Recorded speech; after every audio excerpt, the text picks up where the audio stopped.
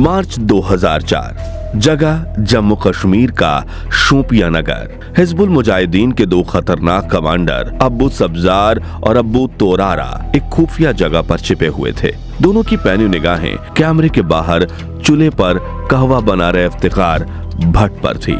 2 हफ्ते पहले उनके संगठन में ये कहकर भर्ती किया गया था कि 3 साल पहले भारतीय सेना ने उसके भाई को मार दिया और अब वो भारत से बदला लेना चाहता है। उसने भारतीय सेना के काफिले पर हमला करने का एक सटीक प्लान भी बना रखा था, जो सब्जार और तोरारा को इतना पसंद आया कि उन्होंने मुजाहिदीन के कई आतंकियों को इसके लिए तैयार भी कर लिया।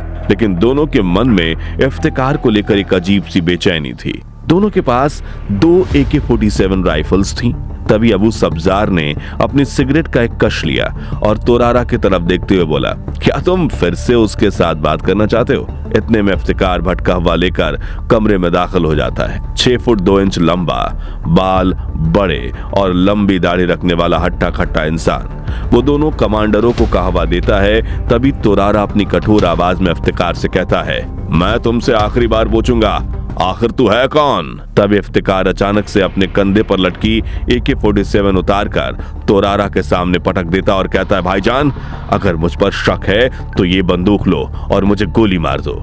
जो सुन तोरारा खड़ा हो जाता है और वो सब्जार की तरफ मुड़कर कुछ कहने ही वाला था कि तभी कमरे में गोलियों की आवाज गूंज उठती है। दरअसल इफ्तिकार ने अपनी छिपी हुई पिस्तौल निकालकर दोनों सब्जार और तोरारा को गोलियों से भून दिया।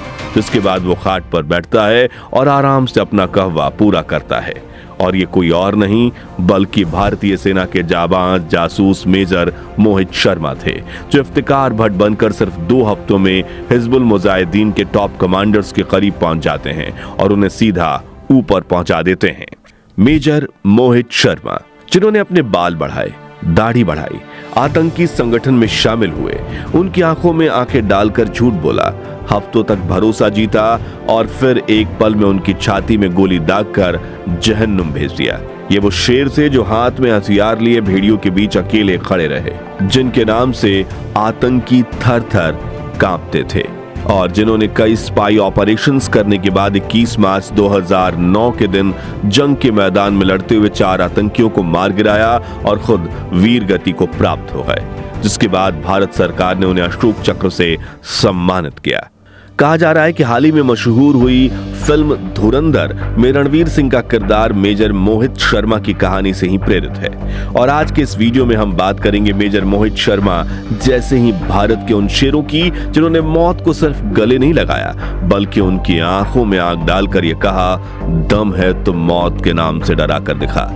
इनमें से एक जासूस ने देश के लिए पाकिस्तानी आर्मी के अफसर से शादी की, एक ने भिखारी बनकर पाकिस्तान के न्यूक्लियर मिशन का पर्दाफाश कर दिया, तो एक जासूस तो खुद ही पाकिस्तानी सेना के मेजर बन गए थे। और इनकी कहानियां सुनकर आपके भी रोंगटे खड़े हो जाएंगे और आपका हाथ इन्हें सलूट करने के लिए अपने आप ऊपर उठ जाएगा।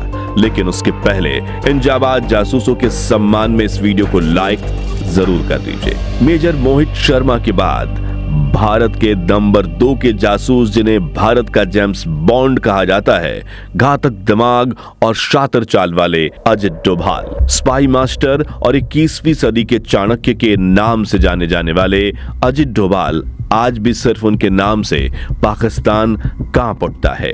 CIA, KGB और मोसाद जैसी दुनिया की बड़ी एजेंसियां भी मानती हैं कि अगर किसी ऑपरेशन के पीछे दिमाग डोभाल का है तो खेल खत्म ही समझिए। लेकिन काफी कम लोग जानते हैं कि अजित डोभाल पहले एक IPS अधिकारी थे, मगर जब देश को उनकी जरूरत पड़ी तो उन्होंने बिना झिझक जासूस बनकर पाकिस्तान में घुसपैठ की।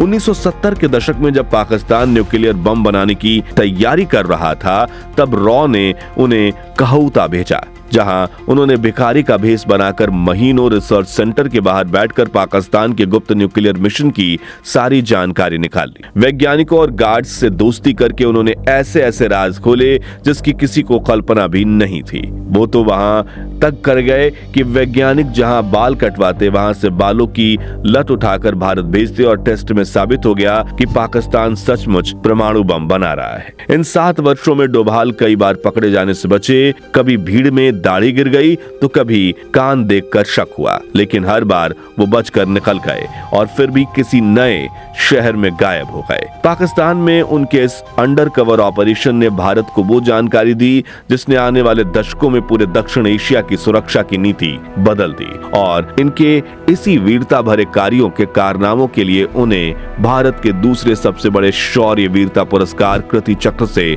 सम्मानित किया गया है। आज वो भारत के नेशनल सिक्योरिटी एडवाइजर हैं। धुरंधर फिल्म में आर माधवन का किरदार भी उन्हीं से प्रेरित है। और अगर आप अजित डोभाल पर फुल वीडियो देखना चाहते हैं तो डिस्क्रिप्शन में दी गई लिंक में देख सकते हैं। नंबर 3, सहमत खान। एक ऐसा नाम जो भारत की अंडरकवर दुनिया में आज भी फुसफुसाहट की तरह लिया जाता है। सहमत जो किसी लड़की का बदला हुआ नाम है। वो असल में कश्मीर के एक अमीर मुस्लिम परिवार की बेटी थी, लेकिन जब 1971 में भारत पाकिस्तान युद्ध से पहले देश को उनकी जरूरत पड़ी तो उन्होंने बिना किसी डर के वो रास्ता चुना जिसे चुनने की हिम्मत बहुत कम लोग कर पाते हैं। इस मिशन के लिए उन्होंने पाकिस्तान के एक बड़े आर्मी ऑफिसर से शादी की ताकि वो आसानी से पाकिस्तानी मिलिट्री के सबसे गुप्त सर्कल तक पहुंच सकें।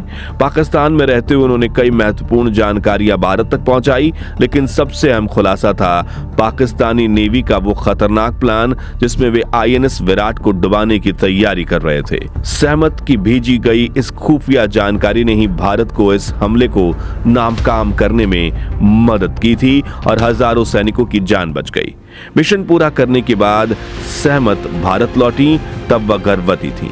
आगे चलकर उन्होंने एक बेटे को जन्म दिया जो बाद में खुद भारतीय सेना में शामिल हुआ, यानी देशभक्त उनके परिवार की विरासत थी। सहमत की इस अविश्वसनीय कहानी पर साल 2018 में बनी फिल्म राजी, जिसमें आलिया भट्ट ने उनका किरदार निभाया। ये फिल्म तो मशहूर हुई, लेकिन असली सहमत खान की पहचान आज भी रहस्य से ढकी हुई है। दुर्भाग्य से उसी साल 2018 में ये जाबाज अंडरकवर एजेंट इस दुनिया से रुखसत हो गई। नंबर 4 पर है वो जासूस जिनका नाम आज भी रॉ की दीवारों में धीमी आवाज में लिया जाता है। वो है रविंद्र कौशिक, जिन्हें खुद प्रधानमंत्री इंदिरा गांधी ने द ब्लैक टाइगर की उपाधि दी थी। राजस्थान के श्रीगंगानगर में जन्मे रविंद्र बचपन से ही एक बेहतरीन थिएटर आर्टिस्ट थे। लखनऊ में एक नाटक के दौरान रॉ के अफसरों की नजर उन पर पड़ी। रविंद्र की बॉडी लैंग्वेज, उनके डायलॉग डिलीवरी और अलग अलग किरदारों में ढल जाने की कैपेबिलिटी देखकर वो समझ गए कि ये लड़का सिर्फ मंच पर ही नहीं बल्कि जासूसी की दुनिया में भी कमाल कर सकता है। उन्होंने तुरंत ही रविंद्र को रॉ ज्वाइन करने का ऑफर दिया और रविंद्र ने बिना एक सेकंड खोए इसे स्वीकार कर लिया। इसके बाद शुरू हुई उनकी 2 साल लंबी ट्रेनिंग, जिसमें उन्होंने उर्दू सीखी, इस्लामिक संस्कृति पढ़ी, पाकिस्तान के रीति रिवाज समझे और वो सब सीखा जो एक जासूस को दुश्मन की धरती पर जिंदा रहने के लिए चाहिए होता है। 1975 में सिर्फ 23 साल की उम्र में वो अपनी पहचान मिटाकर पाकिस्तान पहुंच चुके थे, नए नाम के साथ, नई जिंदगी के साथ, नबी अहमद शाकिर। उन्होंने कराची यूनिवर्सिटी से LLB की, एक पाकिस्तानी लड़की अमानत से शादी की और फिर धीरे धीरे पाकिस्तानी आर्मी में भर्ती होकर मेजर के रैंक तक पहुंच गए। और इसी रैंक पर रहते उन्होंने भारत को ऐसी ऐसी गोपनीय सूचनाएं भेजी जिसने हमारी सेना को 70 और 80 के दशक में काफी मदद की ISI और आतंकवादी संगठनों के प्लान्स नाकामयाब करने में। दोस्तों, रविंद्र कौशिक वो जासूस थे जो पाकिस्तान की सेना के बीच बैठकर रोज भारत की रक्षा कर रहे थे, अकेले बिना किसी सपोर्ट के, मौत के साए में। लेकिन 1985 में रॉ के ही एक दूसरे एजेंट की गलती ने उनका पर्दाफाश कर दिया। रविंद्र गिरफ्तार हुए और पाकिस्तानी कोर्ट ने उन्हें उम्र कैद की सजा दी, लेकिन बहुत टॉर्चर, पूछताछ और अमानवीय हालतों के बीच उन्होंने भारत का एक भी राज कभी पाकिस्तान को नहीं बताया। अंत में 2001 में TB से पीड़ित होकर पाकिस्तान की जेल में ही उनकी मृत्यु हो गई। नंबर 5 पर हैं मोहनलाल भास्कर, रॉ के वो जाबाज जासूस जिन्होंने पाकिस्तान के न्यूक्लियर प्रोग्राम का सच दुनिया के सामने लाने में सबसे अहम भूमिका निभाई। इस मिशन के लिए उन्होंने अपना पूरा जीवन, पहचान और धर्म तक बदला। पाकिस्तान में घुसने से पहले उन्होंने इस्लाम कबूल किया, अपना नाम मोहम्मद असलम रखा, उर्दू बोली, नई पहचान बनाई। फिर साल 1967 में वो अपने पहले अंडरकवर मिशन पर निकल पड़े। ये मिशन इतना खतरनाक था कि जानकारी भेजने के लिए भास्कर ने सिर्फ 1 साल में 15 बार से ज्यादा भारत पाकिस्तान बॉर्डर क्रॉस किया, वो भी बिना किसी इलेक्ट्रॉनिक सपोर्ट के, सिर्फ दिमाग, हिम्मत और किस्मत के भरोसे। इसी दौरान उन्होंने पाकिस्तान की न्यूक्लियर प्रोजेक्ट की कई अहम सूचनाएं रॉ तक पहुंचाई, लेकिन 1968 में उनके ही साथी अमीर सिंह के धोखे ने उनका पूरा ऑपरेशन उजाड़ दिया। दरअसल अमर एक डबल एजेंट था जो भारत से भी पैसे ले रहा था और पाकिस्तान से भी। उसकी गद्दारी के कारण मोहनलाल भास्कर गिरफ्तार हो गए। पाकिस्तान में उन पर जासूसी के आरोप लगे, उन्हें यातनाएं दी गई, लेकिन उन्होंने कभी भारत के खिलाफ कुछ नहीं कहा। लगभग 6 साल जेल में बिताने के बाद शिमला समझौते के तहत 1974 में हुए कैदियों के एक्सचेंज में मोहनलाल भास्कर आखिरकार रिहा हुए और भारत लौट पाए। नंबर 6, कश्मीर सिंह। पंजाब के होशियारपुर के रहने वाले खामोश योद्धा जो जासूस बनने से पहले भारतीय सेना का हिस्सा थे। फोटोग्राफी उनका शौक था और इसी शौक ने उन्हें रॉ की नजर में ला दिया। उन्हें एक पार्ट टाइम स्पाई की तरह भर्ती किया गया, जिसके बदले उन्हें 400 रुपए महीने मिलते थे। उनका मिशन था पाकिस्तान बॉर्डर के पास सेना की यूनिट्स की गिनती जुटाना और उनके रणनीतिक ठिकानों की तस्वीरें खींचना। 1969 में वो पहली बार मोहम्मद इब्राहिम नाम से पाकिस्तान में घुसे और अगले कई सालों तक भारत को पाकिस्तानी सेना की बेहद महत्वपूर्ण जानकारी पहुंचाते रहे। उनकी भेजी गई इंटेलिजेंस 1971 के युद्ध में भारत के लिए बेहद निर्णायक साबित हुई, लेकिन 1973 में एक दूसरे भारतीय एजेंट के भेद खोलने की वजह से कश्मीर सिंह पकड़े गए और पाकिस्तान के जेल में डाल दिए गए। वहां उन्होंने 35 साल तक 3rd डिग्री टॉर्चर झेला, मगर एक भी बार अपने देश का राज नहीं खोला। आखिरकार 2008 में पाकिस्तान ने मानवीय आधार पर उन्हें रिहा कर दिया। नंबर 7 पर हैं रामेश्वर नाथ काऊ। वो दिग्गज जासूस जिनका नाम सिर्फ भारत ही नहीं बल्कि पूरी दुनिया की इंटेलिजेंस कम्युनिटी में दिग्गजों के साथ लिया जाता है। यूपी के वाराणसी में जन्मे काऊ ने अपने करियर की शुरुआत एक आईपीएस अधिकारी के रूप में की थी, लेकिन उनका दिल हमेशा खुफिया काम की तरह खींचता था। उस दौर में देश के एक पावरफुल इंटेलिजेंस एजेंसी की जरूरत थी और इसी मिशन को पूरा करते हुए 1968 में उन्होंने उस संस्थान की नींव रखी जिसे आज दुनिया raw research and analysis wing के नाम से जानती है।